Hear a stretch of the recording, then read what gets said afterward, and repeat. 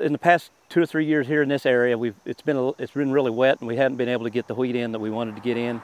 And I really feel like when you get into wetter soils like that, a lot of your nitrogen that you do put down is either lost or volatilized into the air.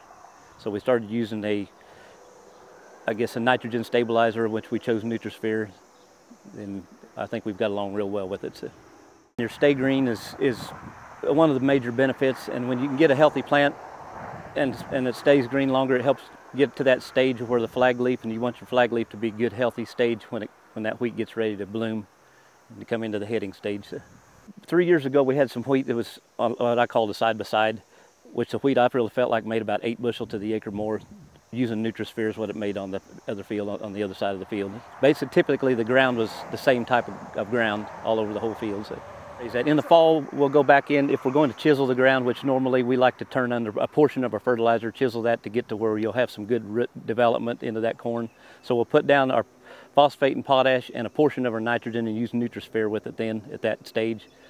And we'll incorporate that, and then in the spring after we plant the corn and it gets growing in there, we'll come in with the herbicide and then put another application of nitrogen on at that point, and use NutriSphere then. I've noticed that by just driving around doing field checks, is when we're driving around, you'll look and you'll see a more uniform stand. It's got a more even green tint to the color of the corn, and it helps it to, if you get that corn all growing at the same height and it stays at the same stage, instead of having corn small and big, seems like you'll have a lot better yield on that type of corn like that. So if somebody has a problem and maybe comes and asks what type of products we're using, or why that corn looks so much different than their corn right across the road, I'll try to tell them or direct them in the direction that we're going, to help them to use these different types of products, because technology today is a lot different than it was 20 years ago or even 10 years ago.